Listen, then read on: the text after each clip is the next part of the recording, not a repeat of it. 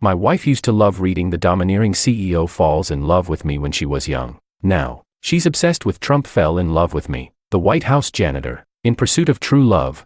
40-year-old Willow resolutely broke up with me to start a May-December romance with Makoto, the 23-year-old heir of the Ito family. She thought I would cling to her desperately, refusing to let go. Little did she expect that I would simply smile, agree immediately, and take my daughter to leave without hesitation. Later, when she found out I had won $50 million in the lottery, she cried and begged to be my one and only janitor. Chapter 1. Let's get a divorce. My wife, Willow, sat on the couch and suddenly announced. At that moment, I was in the kitchen, washing the dishes after dinner. It was the middle of winter, and my hands were turning pale from the cold water. Hearing her words, I frowned. What kind of nonsense is she up to this time?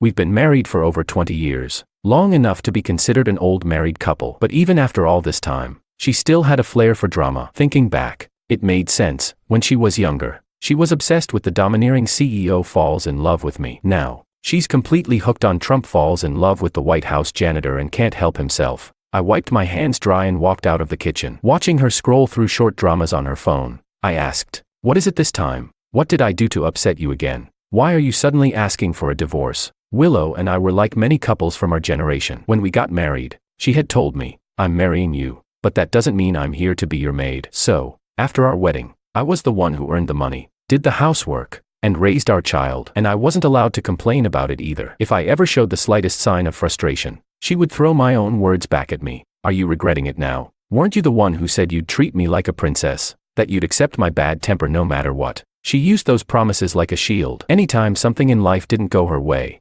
she'd lash out at me, threatening to leave. But at least in the past, she always had some kind of excuse. I was sure I hadn't done anything to provoke her recently. So why was she suddenly bringing up divorce out of nowhere? Willow, however, showed no intention of explaining. She didn't even look up from her phone, speaking impatiently. "There's no reason. I just want a divorce. That's all." She furrowed her brows and continued. "A divorce is a divorce. Why does there have to be some big reason? I just don't want to waste my life with a loser like you anymore. If you agree, I'll leave with nothing, no money, no assets, nothing." Now I was truly at a loss. I stared at her and said firmly, "If you can't give me a proper reason, I won't agree to the divorce." It wasn't like before. These days, both parties had to agree for a divorce to go through. As long as I refused, Willow wouldn't be able to leave, no matter what she did. She clearly hadn't expected me to be this stubborn. Her expression darkened, and after a brief moment of hesitation, she seemed to make up her mind. She stood up and enunciated each word clearly. "Do you really want me to say it out loud? These past 20 years with you have been the most miserable years of my life. Now that our daughter is grown up, I deserve to chase after my own love and happiness." Her words left me stunned. For a moment, I didn't even know how to react. "What did you just say? Your love?" Chapter 2. Willow shot me a look of utter disdain, as if she had finally rid herself of a 20-year-long shackle. Her entire demeanor lightened, as though she had been set free. She sneered sharply. "In all these years of marriage, have you ever given me a single day of comfort? Look at yourself. No money, no skills, nothing to offer except a stable job. You're absolutely worthless. Now, look at my best friend's husband. He earns millions every month and takes her on luxurious vacations around the world. And you can't even buy me an LV bag without whining about the price. If it weren't for my parents forcing me to marry you back then, do you think I would have ever chosen a man like you?" The more she spoke, the angrier she became. With a swift kick, she sent the trash can beside the table flying, spilling garbage across the floor. "I've been saying it for years. I can't stand being with you. And our daughter, too. All she does is cry all day long. Dumb and ugly. Nothing like me. Just looking at her makes me sick." I was stunned. I had never imagined that my wife despised me this much. Not only me, but even the daughter she carried for 10 months in her womb. A cold sensation crept through my body as I muttered, "She's your daughter. How could you say that about her?" Willow screamed hysterically. "Do you think I ever wanted to have a child? I only had her because of you. I never wanted a daughter. Once we divorce, she's all yours." Since she was little, my daughter had never been particularly close to Willow. Instead, she always clung to me. I used to think it was just because I spoiled her too much, but now I understood. Maybe she had sensed it all along. Maybe she had always known that her mother never truly wanted her. Willow, still staring at her phone, said bitterly, "I'm already in my 40s. I spent the first half of my life listening to my parents, living with a man I never loved. Now, I want to pursue my own happiness. I don't want a single cent from you. Just hurry up and sign the divorce papers." At that moment, something clicked in my mind. My expression darkened, and a surge of uncontrollable rage bubbled up inside me. Clenching my teeth, I spat out, "You're cheating. aren't you? All this talk about pursuing happiness, there had to be someone else. Willow lifted her gaze and looked me straight in the eye. Yes, I am. So what? Willow felt no shame at all. Instead, she righteously shouted. Can you stop being so chauvinistic? Is your mind stuck in those outdated feudal thoughts? I don't think cheating is anything to be ashamed of. What did I do wrong? I just didn't ask for a divorce at the right time. That's all. Besides, I've only been with him for a few days, while I've spent my whole life with you. And now you're cursing me like this. How are you any different from a beast? My mind was about to explode with fury. Without thinking, I swung my hand. Smack. The slap landed hard across her face. Willow stumbled back, clutching her cheek, looking at me in shock and disbelief. A wave of dizziness washed over me, my vision blurring. My chest heaved with anger, and for a moment, I thought I might pass out. Just then, the front door burst open. My daughter rushed in, tears streaming down her face. She grabbed my arm, sobbing, "Dad, are you okay? Please don't get too worked up." I snapped out of my daze and reached out to touch her face. She was actually quite beautiful, just slightly chubby from adolescence. I never understood why Willow always belittled her. But more importantly, she was my daughter, the child I had raised and cherished. Even if she weren't conventionally pretty, how could I ever stop loving her? Through her tears, she turned to Willow and cried out, "I know. I've always known. You never loved me. Every time we went out, you refused to admit I was your daughter. Do you think I wanted a mother like you? A mother who hates me?" Being questioned like this by her daughter, Willow instantly lost her temper. She yelled, "You've been spoiled by your father. That's why you dare talk to me like this. How did I end up giving birth to a daughter who worships men and despises women?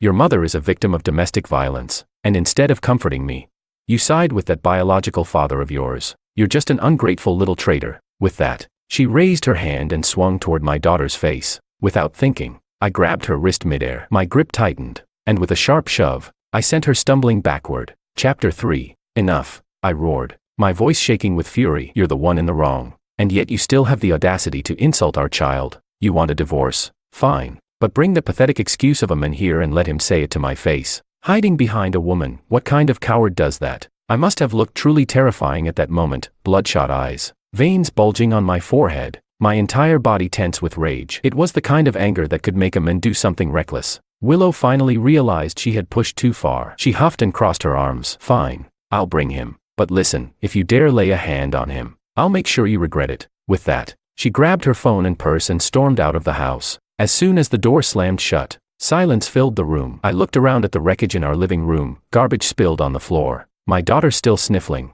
and an overwhelming sadness washed over me. I sighed. "Sweetheart, don't cry anymore. This is all because your father is useless." To my surprise, my daughter wiped her tears away and shook her head firmly. "No, Dad, this is absolutely not your fault. I've thought it through. Since she looks down on me, since she never saw me as her daughter, then from now on, I don't need to see her as my mother either. Dad, don't be sad. I'll study hard, and one day, I'll take care of you." Hearing her words, a warmth filled my heart, softening the ache in my chest. I let out a heavy breath and patted her head. "Good girl.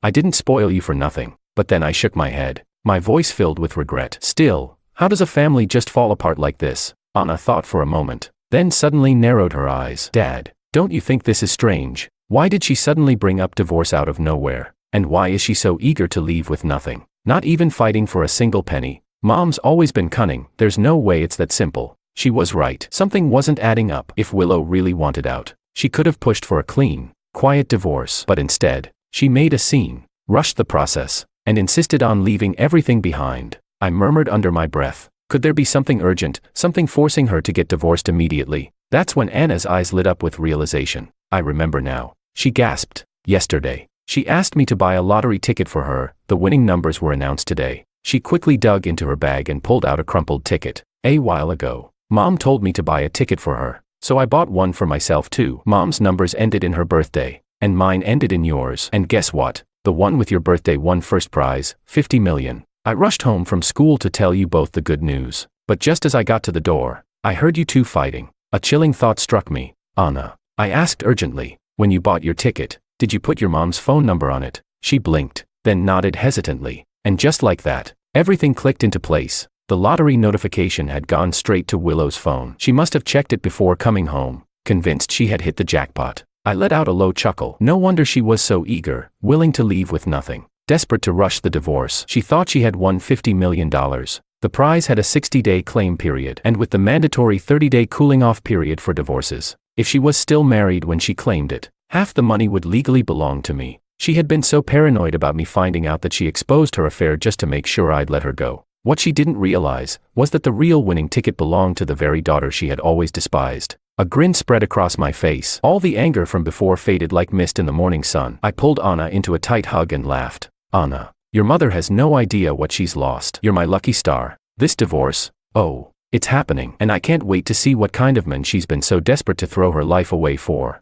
Sure enough, the very next day, Willow arrived with her new lover. The moment I saw him, I couldn't help but feel a little pity. The guy looked exhausted, dark circles under his eyes, shaky posture, and a clear lack of vitality. He had definitely been overworked in every sense of the word, but despite looking like a half-dead husk of a man, he had the nerve to puff out his chest and smirk at me with an air of arrogance. Old man, how does it feel to be cheated on and still play the fool? He sneered. A pathetic loser like you should know. Only the strong deserve to have women. You're nothing. What could you possibly do against me? Chapter 4. Before I could say anything, my daughter furiously shouted.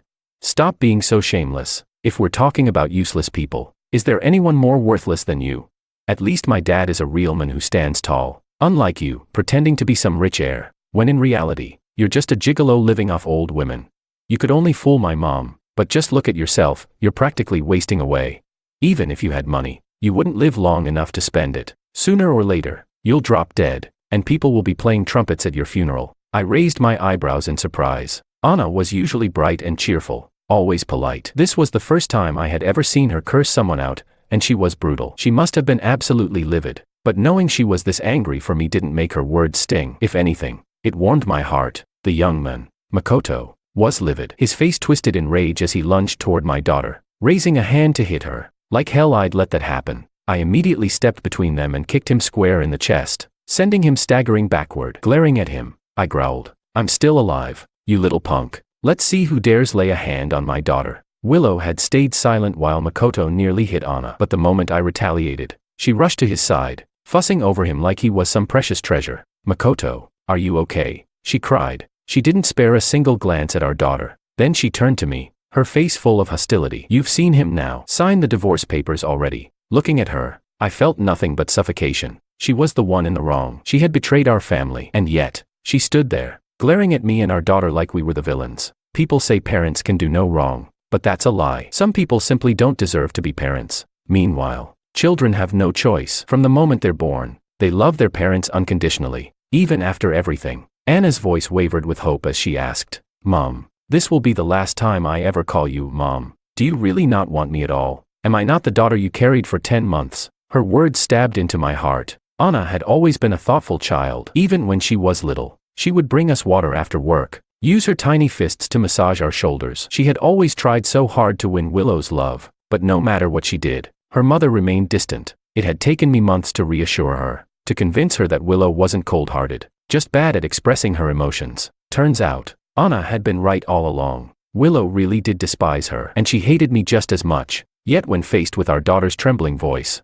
Willow showed no guilt, no regret, only irritation. So what? She snapped coldly. You were born from a loveless marriage. Why would I ever want to look at you? I've already done my duty raising you. Do you have any idea how disgusting it is for me to see you every day? Every time I look at you, I want to strangle you. I want to strangle your father, too. Living with you two has been nothing but torture. But now, I'm finally free. Thank God. Anna's entire body trembled. Her face turned deathly pale, her lips quivering as she tried, and failed, to say anything in response. My blood boiled over. I grabbed the nearest glass of water and threw it in Willow's face. Shut the hell up. You don't deserve to be called a mother. Who do you think you are to look down on our daughter? You think we don't despise you? You carried her for 9 months, but you never raised her, never loved her, and yet you act like you're the victim. Before she could react, I snatched the divorce papers off the table. Where's the damn agreement? Give it to me, I'll sign it right now. And you better remember, you leave with nothing. Not a single cent. Willow stared at me, her chest heaving, fury and humiliation warring in her expression. After a moment, she yanked the papers from her purse and slapped them onto the table. But even then, she couldn't resist sneering. You think I care about your measly money? I've had enough of your pathetic, broke-ass life. If anything, you and Anna should be paying me for all the years I wasted on you two. I gave her a warning glare. Willow, don't push your luck. I've already agreed to this divorce. Take your boy toy and get out of my house before I decide to slap the hell out of you. Maybe it was the look in my eyes. Or maybe she sensed that I had reached my breaking point. Whatever it was, she finally shut up. She scoffed, grabbed Makoto, and stormed out the door. The second they were gone, I turned to Anna and pulled her into my arms. Don't be sad, sweetheart. She's the one losing out. You're the best thing that ever happened to this family. I grinned. Besides, just wait. Sooner or later, they'll be broke, starving on the streets, and we'll make sure to eat delicious food right in front of them. Of course, even with nothing, those two probably wouldn't actually end up homeless. But Anna still burst into laughter at the image. She hugged my arm, her eyes bright with mischief. Deal. Once we cash in the ticket, you don't have to work anymore, Dad. We'll travel the country together.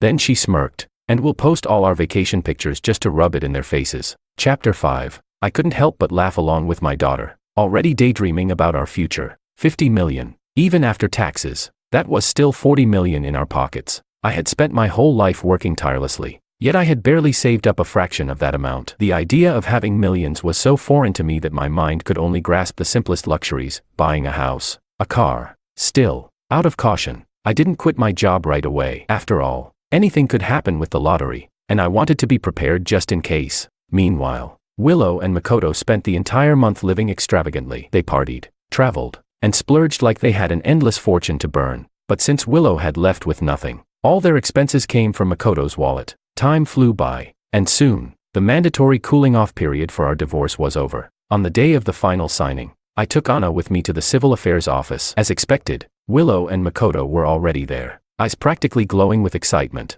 I could tell exactly what they were thinking. Once this divorce is finalized, we'll be free to cash in the jackpot. I smirked and said, Willow, are you sure about this? There's no turning back. She scoffed, crossing her arms as she glared at Anna and me. Regret? I will never regret this. She spat. If I ever regret this, may I be struck by lightning, die a miserable death, and get run over by a truck the moment I step outside. And you too, stay away from me. Don't even think about coming back to beg me for anything. I looked at her deeply and nodded. If that's what you want, then so be it. Since neither of us hesitated, the divorce was processed quickly. As we stepped out of the office, Anna and I exchanged knowing smiles. We both knew Willow's good days were just about to begin. Sure enough, after walking some distance, where there were fewer people around, Willow finally dropped her act. She couldn't contain her excitement anymore and turned to us with a triumphant smirk. Now that I have my divorce papers, I can finally tell you the truth. I won 50 million in the lottery, and Makoto and I are moving abroad to enjoy our new life. Makoto chimed in smugly. You two broke losers can stay here while we go live it up. Anna let out a mocking chuckle. Oh really? Well then, congratulations. Willow frowned. She had expected us to be shocked, envious, maybe even begging her for help. Instead, we were calm. Her smile faltered. Ha! Keep pretending. It doesn't matter. It's too late for regrets now. I subtly tugged Anna's sleeve, signaling her to hold back. No need to ruin the show just yet. Well, since we're officially divorced, what happens next is none of my business, I said coolly. Just make sure you never come looking for me again. Willow's expression shifted slightly, but she quickly regained her arrogance. As if I'd ever want to see you again. Get lost. I don't want your poorman stink anywhere near me. With that, she and Makoto turned and walked off in high spirits. The moment they were out of sight, Anna and I hurried to our car. We had planned ahead. The second our divorce was finalized, we would go straight to claim the real winning ticket before Willow even had the chance to cause trouble. Unlike her, I had no intention of letting the world know about our windfall. People say when you're poor, no one cares about you, but when you're rich, even long-lost relatives will come knocking. I had spent enough years struggling to understand how money could change people. If anyone found out, we'd be swarmed by distant relatives and old friends looking for handouts. Before leaving the house, Anna and I had already changed into different clothes, wearing hats and masks to avoid attention. It was winter, so our disguises didn't seem unusual. Had it been summer, we might have looked suspicious. We hailed a taxi, but instead of giving the lottery office's address, I asked to be dropped off at a nearby shopping mall. All the way there, neither of us spoke much. We were too afraid of jinxing it, but in reality, we were overthinking it. No one paid us any attention at all. Once we arrived, we immediately headed to claim our prize. Everything went smoothly, and just like that, 40 million, tax-free, straight into our account. Seeing all those zeros on the bank statement, Anna's eyes sparkled with excitement. She turned to me, grinning from ear to ear. We both knew our lives had just changed forever. The lottery officials even asked if we wanted to give an interview, but I declined without hesitation. No way was I putting a target on our backs. As we walked out of the building, Anna excitedly whispered about all the places she wanted to visit, all the things she wanted to buy. But just then, I spotted something in the distance. Shoo! I nudged her. Look who's here. We quickly ducked into a nearby bubble tea shop, ordering drinks while we watched the real show begin. Willow and Makoto had arrived. They strutted into the lottery office with an air of superiority, practically glowing with confidence. Slamming their ticket onto the counter, Willow declared, "We're here to claim our 50 million, and you better not mess anything up." The staff glanced at them, recognizing them from earlier. Still, the worker checked the ticket. A moment later, he looked up and said, "Congratulations, ma'am. Your ticket is indeed a winner." Willow's face lit up. "See, Makoto, I told you." But then, however, the worker continued, "Your prize amount is not 50 million. It's 500. Chapter 6. As soon as these words were spoken, Willow froze. Her face flushed red as she raised her voice. "That's impossible. Look again. I clearly got the notification text saying I won." She pulled out her phone and practically shoved it in the staff member's face. The staff member just sighed and said, "The system verification is correct, ma'am. You really didn't win the grand prize. Look closely at the last few digits on your lottery ticket. They don't match the grand prize number. Maybe you misread it." Hearing this, Willow seemed to realize something, and her face instantly turned pale. She checked over and over against the text on her phone, and at last had to face reality. The ticket she was holding wasn't the grand prize winner. Makoto panicked. He grabbed Willow's shoulders and shouted anxiously, "What's going on? Didn't you say you won 50 million? You promised to buy me a villa and a luxury car. You can't go back on your word."